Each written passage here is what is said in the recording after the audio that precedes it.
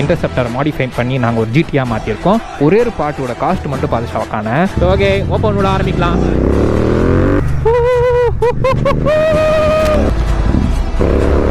அந்த bike exam எப்படி பார்த்தா பார்த்தீங்களா பைக்கை? ஸோ இதோட ஹீட் பாருங்களேன். இது வந்து டூரிங்லாம் எடுத்துட்டு போனீங்கன்னா பின்பக்கம் வந்து பழந்து பலன்னு ஆகிடும். டிப்போமா? ஐயோ போலீஸு.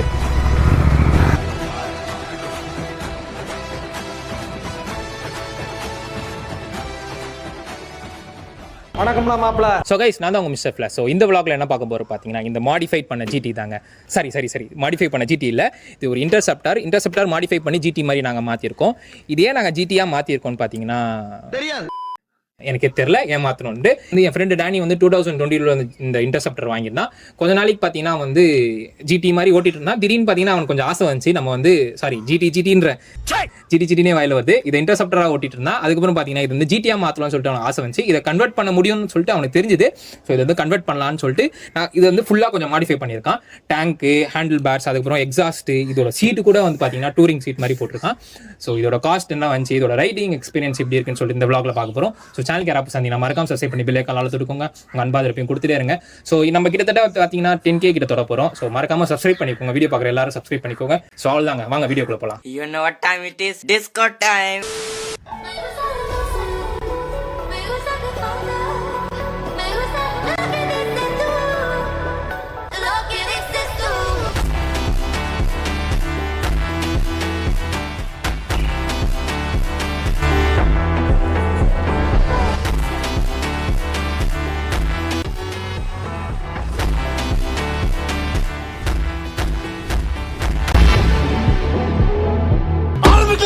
ஸோ கைஸ், வண்டியை பார்த்தீங்கன்னா நாங்கள் வந்து ஒரு ஆள் நடமாட்டம் இல்லாத இடமா பார்த்து நாங்கள் வண்டி எடுத்துகிட்டு வந்துட்டோம். ஸோ அதோட எக்ஸாஸ்ட் ஃபீல் பண்ணுறதுக்கும் இந்த இடத்துல ஓட்டுறதுக்கு எப்படி இருக்குது, எதுவுமே சத்தம் இல்லாமல் ஓட்டுறதுக்கு, வண்டியோட சத்தம் இல்லாமல் ஓட்டுறதுக்கு நாங்கள் பார்த்தீங்கன்னா ஒரு இடத்துக்கு கொண்டு வந்துட்டோம். சூப்பர்.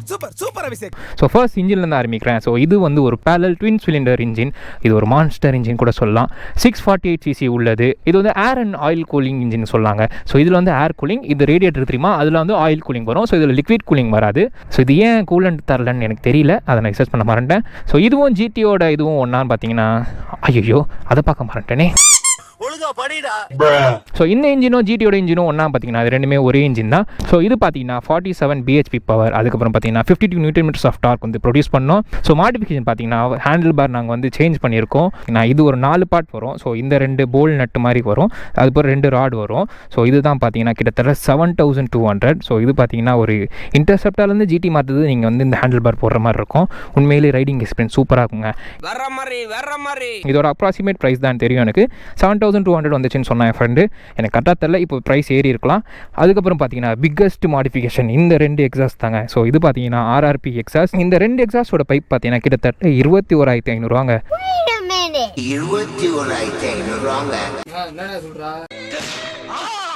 ஆனால் ஒரு எக்ஸாஸ்டோட பைப்பு தெரிஞ்சு 10,700 சம்திங் வரும்னு நினைக்கிறேன். கணக்கு தெரியல சரியா எனக்கு. அப்படி என்னதான் இருக்குது இந்த எக்ஸாஸ்ட்டில் வந்து உங்களுக்கு சொன்னால் புரியாது. நான் வந்து உங்களுக்கு என்ன இருக்குதுன்னு சொல்லிட்டு காமிக்கிறேன். இந்த எக்ஸாஸ்ட் போகிறதுனால உங்களுக்கு வந்து மைலேஜ் ட்ராப் ஆகுமான்னு கேட்டிங்கன்னா கண்டிப்பாக மைலேஜ் ட்ராப் ஆகும். அது வந்து சந்தேகமே இல்லை, கண்டிப்பாக ட்ராப் ஆகும்.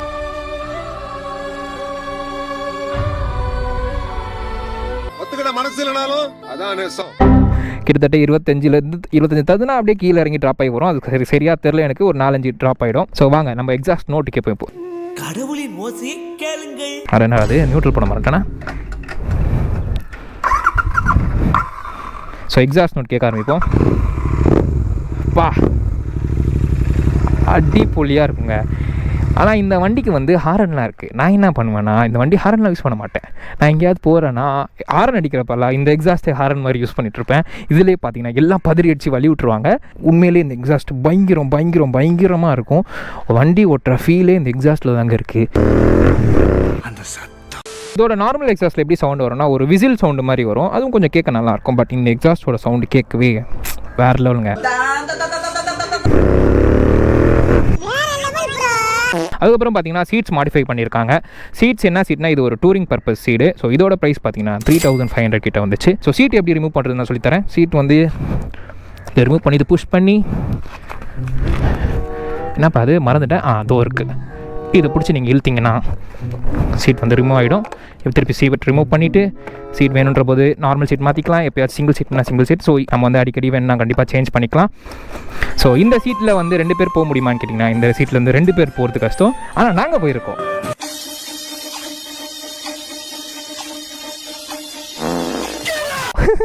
ஆனால் இதில் 2 பேர் நாங்கள் ஒல்லியாக இருக்க பசங்க நாங்கள் 2 பேர் வந்து போயிருக்கோம்.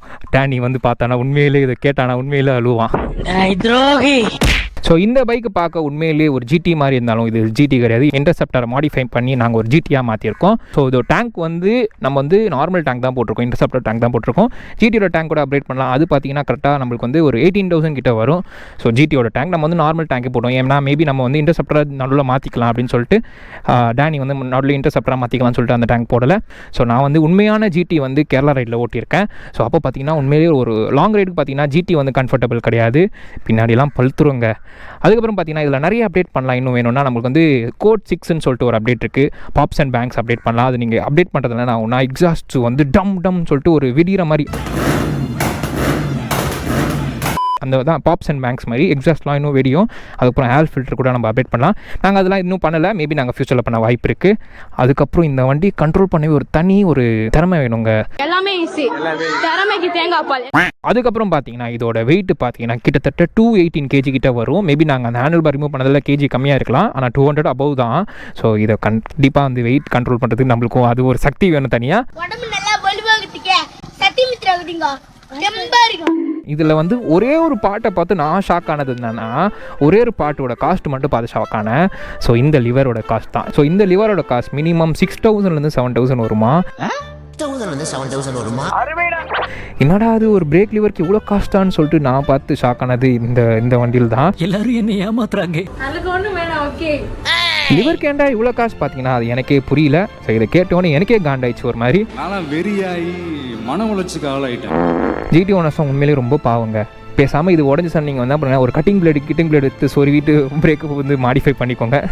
அதுதான் ஒரே வழி எனக்கு தெரிஞ்சு.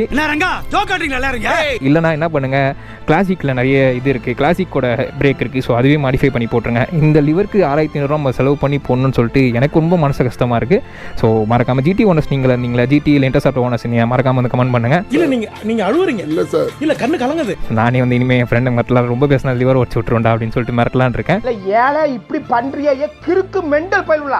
ஸோ அதுக்கப்புறம் பார்த்தீங்கன்னா நம்மளுக்கு வந்து ஒரு டெலிஸ்கோபிக் சஸ்பென்ஷன் கொடுத்துருக்காங்க. தென் இந்த ரப்பர் கவர்னு கொடுத்துருக்காங்க சேஃப்டிக்கு.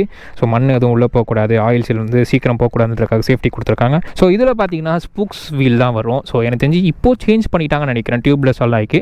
ஸோ எனக்கு சரியாக தெரியல, தெரிஞ்சால் மறக்காமல் கமெண்ட் பண்ணுங்கள். 2 சஸ்பென்ஷனுமே சொல்லணும்னா வேறு லெவலுங்க. சஸ்பென்ஷன்லாம் எனக்கு குறைய தெரில, வேறு லெவலில் இருந்துச்சு. ஸோ இந்த சஸ்பென்ஷனும் பார்த்தீங்கன்னா பயங்கரமாக இருக்குங்க. உண்மையிலேயே 2 சஸ்பென்ஷனும் சொல்லணும்னா உண்மையிலே நல்ல ஒரு சஸ்பென்ஷன். ஸோ இந்த 2 எக்ஸாஸ்ட்டும் பார்த்தீங்கன்னா நங்கூர் மாதிரி நச்சுன்னு நம்மளுக்கு வந்து சத்தம் ப்ரொடியூஸ் பண்ணிகிட்டே இருக்கும். இதுக்கப்புறம் பார்த்தீங்கன்னா இது ஃபேமிலிக்கு வந்து சூட் ஆகாமல் கேட்டிங்கன்னா எனக்கு தெரிஞ்ச வரைக்கும் ஃபேமிலிக்கு சூட் ஆகுது. ஏன்னா இதில் நிறைய ஹீட்டிங் இஷ்யூ இருக்குது. நானே நிறைய இடத்துல வந்து சூடு வச்சுப்பேன். குழந்தைங்க எங்கள் நம்ம ஃப்ரெண்டில் உட்காரிக்கணும்னா சூடு வச்சுக்க வாய்ப்பு இருக்குது. ஸோ இதுக்கப்புறம் பார்த்தீங்கன்னா நம்ம வந்து ரைடிங் வியூக்கு போயிடலாம். ரைடிங் எக்ஸ்பீரியன்ஸ் எப்படி இருக்குன்னு சொல்லி பார்க்கலாம். Wait and watch. அதேதான், வயிற்றுல தாண்டா வாட்ச். எனக்கு என்ன ஒரு டிஸ்அட்வான்டேஜ்னால் இது இன்னும் நம்மளுக்கு வந்து இந்த கிளஸ்டோமீட்டர் மாற்றிருக்கலாம். இன்னும் வந்து பழைய கிளஸ்டோமீட்டர் கொடுக்குறாங்க. இப்போ நிறைய அப்டேட்லாம் வந்துச்சு. இன்னும் இது கொடுக்குறாங்க எனக்கு தெரியல சரியா. எக்ஸாஸ்ட் நோட் கேட்போம்.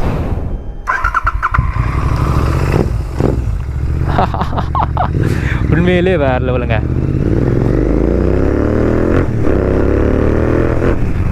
அடி பொலிங்க. ஆனால் உண்மையிலே இந்த சத்தம் வச்சுலாம் நம்ம வந்து ஏரியாக்குள்ளே ஓட்டோம்னா இருக்கிற நாயெல்லாம் நம்மளே தொத்திட்டு வரும் போல.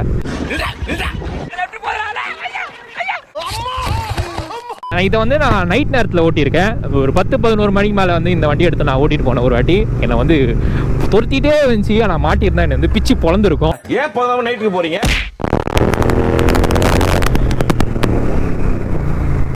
சரிங்க, ஒரு ஓப்பன் உள்ளான்னு பார்க்குறேன். ரோடு வந்து மண்ணாக இருக்குது, லைட்டாக பயமாக இருக்குது. இந்த வண்டியில் என்னென்ன பயம்னா எனக்கு வந்து பிரேக்கிங் தாங்க பயமாக இருக்கும். ஏன்னா பார்த்தீங்கன்னா பிரேக்கிங் வந்து அவ்வளோ ஒரு கான்ஃபிடென்ட் எனக்கு கொடுக்காது. 6,000 ரூபா கொடுத்து நம்ம அந்த பிரேக் லிவர்லாம் மாற்றுறோம். ஆனால் வந்து பிரேக் பிடிக்குமான்னு கேட்டிங்கன்னா அது ஒரு கொஞ்சம் தான் பிடிக்கும். நண்பர்களே, தம்பி நிறைய பேர் ஏமாத்துறாங்க நண்பர்களே.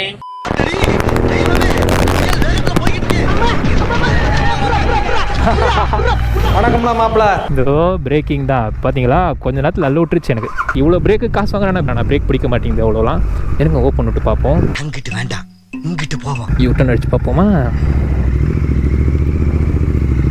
ஓகே, ஓப்பன் விட ஆரம்பிக்கலாம்.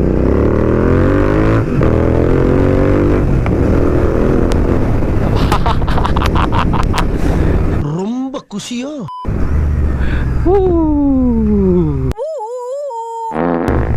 ஆனால் நிறைய பேர் என்ன பண்ணுவாங்கன்னா 390யோட இந்த 650 வந்து கம்பேர் பண்ணுவாங்க. 390 வந்து ஒரு சிங்கிள் சிலிண்டர் இன்ஜின், அதை வந்து நிறைய பேர் வந்து இந்த ட்வின் சிலிண்டர் இன்ஜினோட கம்பேர் பண்ணுவாங்களா, அதுவே வந்து ஒரு தப்புங்க. 390 வந்து சிங்கிள் சிலிண்டர் இல்லை மாஸ்டர், இது வந்து ட்வின் சிலிண்டர் வச்சு நம்ம சிங்கிள் சிலிண்டரில் வந்து கம்பேரே பண்ணக்கூடாது. பிகாஸ் ட்வின் சிலிண்டர் வேறு, சிங்கிள் சிலிண்டரில் 390 அடிச்சுக்க ஆளே கிடையாது. ட்வின் சிலிண்டர் கூட சொல்லலாம். நான் ரெண்டுத்தையும் குறை சொல்ல விரும்பல, பட் கம்பாரிசன் பண்ணாதீங்க. ஏன்னா வந்து இது ட்வின் சிலிண்டர், அது சிங்கிள் சிலிண்டர். ஒரே விஷயம் தான் எனக்கு வந்து இதில் ஒரு பெரிய டிஸ்அட்வான்டேஜ் இருக்குது. எனக்கு என்னன்னா இந்த பிரேக் மட்டும்தான் பெரிய டிஸ்அட்வான்டேஜ் இருக்குது. எனக்கு வந்து லைட்டாக ஒரு மாதிரி வீக்காக இருக்கிற மாதிரி ஃபீல் ஆகும் தவிர, பட் வண்டியோட பர்ஃபார்மன்ஸ் வேறு லெவல் தான் சொல்லுவேன். ஹீட்டிங் இஷ்யூ சொல்லணும்னா, ஹீட்டிங் இஷ்யூ வந்து ரொம்பவே ஒரு ஹீட்டிங் இஷ்யூ. ஸோ இந்த பகுதியெலாம் பார்த்தீங்கன்னா ஃபுல்லாக ஹீட் ஆகுங்க. நானே நிறைய தடவை வந்து இதில் வந்து கால் வச்சு சுட்டுக்கிட்டேன். ஸோ இந்த ஒரு கம்பி மட்டும்தான் நம்மளை காப்பாற்றும், கால் படாமல் இருக்க. அந்த கம்பியும் உடஞ்சிச்சுன்னா அவ்வளோதான், தொடையிலலாம் ஒரு காய மாதிரி வாங்கிட்டு போயிடணும். அடிக்கடி ஷார்ட்ஸ் போட்டு ஓட்டுறீங்க, ட்ராக் போட்டு ஓட்டுறீங்கன்னா ஆண்மை குறைவு கூட வர வாய்ப்பு இருக்குது. ஆண்மை இல்லை என்றால் ஆஸ்பத்திரிக்கு போங்கடா. ஃபுல் ஓனர்ஷிப் ரிவ்யூ வேணால் நான் வந்து கேட்டு சொல்கிறேன். ஆனால் என் ஃப்ரெண்டு வந்து யூகேலேருந்து இப்போ தான் வந்திருக்கான், அதனால் அவன் ரொம்ப பிஸியாக இருக்கான். அவனை வந்து பிடிக்கிறதே ரொம்ப கஷ்டமாக இருக்குது. வண்டி மட்டும்தான் பிடிக்க முடியாது தவிர அவனை பிடிக்க முடியல. மேபி எனக்கு வந்து டைம் கிடச்சா அவங்ககிட்ட நான் வந்து ஓனர்ஷிப் ரிவ்யூ வாங்கிக்கிறேன். அதுக்கப்புறம் பார்த்தீங்கன்னா அந்த மாடிஃபிகேஷன் எவ்வளோ காசு ஆகிடுச்சு பார்த்தீங்கன்னா 7200, சீட்டுக்கு ஒரு 3500. டேங்க் வந்து இது ஒரு டேங்க் எங்களுக்கு வந்து உடஞ்சிருச்சு. டேங்க் ஏதோ கிராக் ஆகிடுச்சு, அதனால் பார்த்தீங்கன்னா டேங்க்கும் மாற்றணும். டேங்க் ஒரு 15K கிட்டே வந்துச்சு நினைக்கிறேன். அப்ராக்சிமேட் தான், 8Kலேருந்து 15K கிட்ட வந்துச்சு. ஒரு 15K போட்டுக்கோங்க மேக்ஸுன்னு. அதுக்கப்புறம் எக்ஸாஸ்ட் பார்த்தீங்கன்னா 21K கிட்ட வந்துச்சு, 21,500. ஸோ அப்படி இப்படின்னு கால்குலேட் பண்ணி பார்த்தோன்னா தெரியாது, எனக்கு தெரில, கால்குலேஷன் தெரில, மேக்ஸ் வரல. இருங்க நானே வந்து அப்படி எடிட்டிங்கில் கால்குலேட் பண்ணுறேன். இவ்வளோ வந்துடும் உங்களுக்கு. அவ்வளோ காஸ்ட் ஆகும். இந்த வண்டி வந்து ருசிச்சு ஓட்ட அவ்வளோ காசு செலவு பண்ணுறது தப்பு இல்லைன்னு தான் தோணுது. நான் ஒரு பைக் லவர், எனக்கு வந்து இந்த மாதிரி எக்ஸாஸ்ட் போட்டு பண்ணி ஓட்டுறது பிடிக்கும்.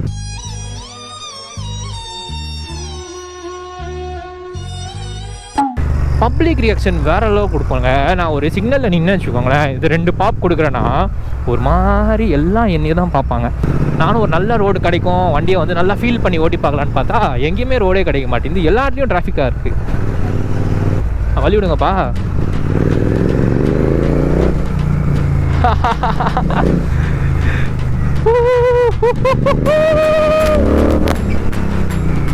பிரேக் மட்டும்தான் எனக்கு பயமாக இருக்குது தவிர வண்டி அப்படி ஒரு ஃபீல் கொடுக்குது.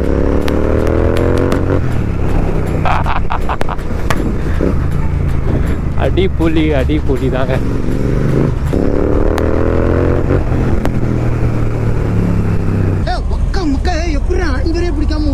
ஒரு விஷயம் மறந்துட்டேன், என்னன்னா ஹேண்டில் பார் வந்து எனக்கு இதில் ஆடுற மாதிரி ஃபீல் ஆகுது. இது எல்லா வண்டியிலையும் வருதான்னு தெரியல.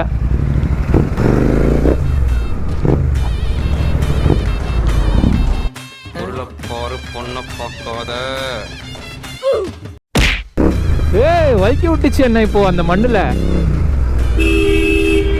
அண்ணா இண்டிகேட்டர் போடுங்கண்ணே.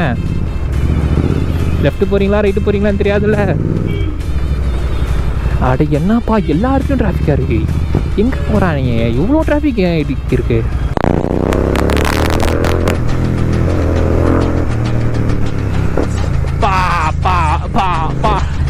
நான் வந்து கேமரா மாற்றி பார்த்தேன், பட் ஆங்கிள் வந்து எனக்கு சரியாக தெரியல. அதனால் பார்த்தீங்கன்னா பழைய ஆங்கிளை வச்சுட்டேன். இதுவே எனக்கு தெரிஞ்சு போங்கண்ணா. வா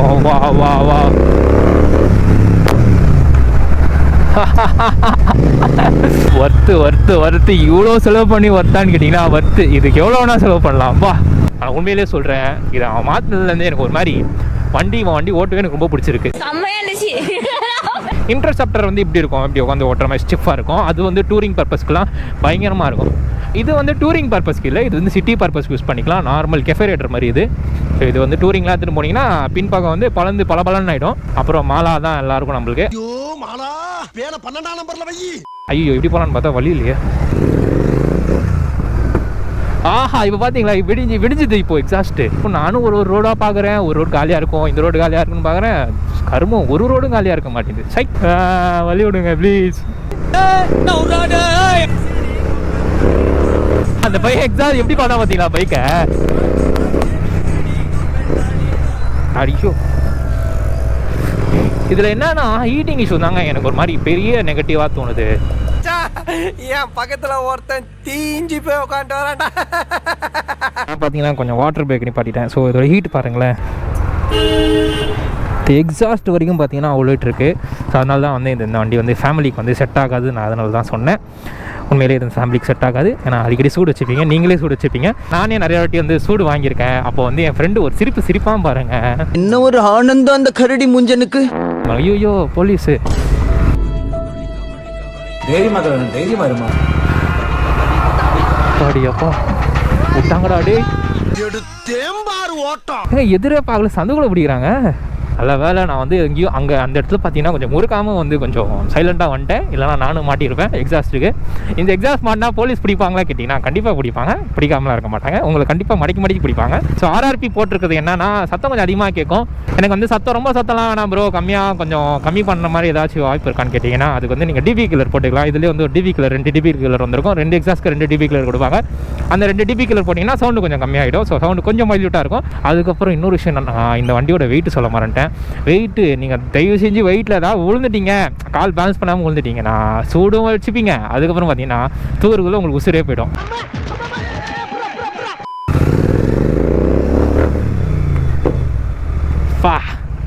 பாப்ஸ் தாங்க, அந்த பாப்ஸ் இருக்குது தெரியுமா, வேறு லெவலுங்க, வேறு லெவலு. ஸோ கைஸ், ஒரு ஸ்மால் அட்வர்டைஸ்மெண்ட் என்னன்னா, உங்களுக்கு எதாவது ப்ரொமோஷன் பண்ணணும், இல்லை உங்கள் பிஸ்னஸ்க்கு இல்லை உங்கள் ஷாப்க்கு எதாவது ப்ரொமோஷன் பண்ணால் மறக்காமல் நம்மளை காண்டாக்ட் பண்ணுறேன்.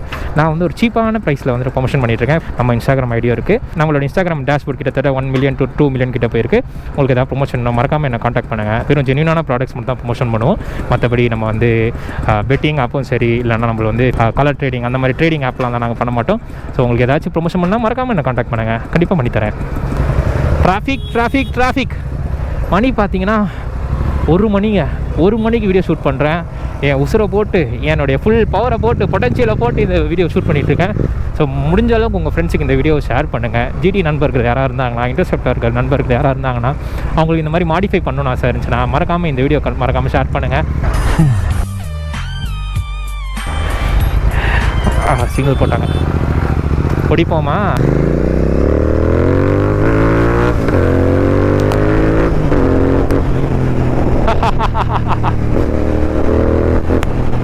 அடிப்பொலி.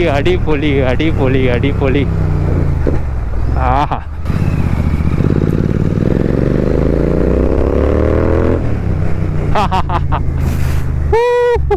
இதுதான் நம்ம சிம்மண்ணா வீடு.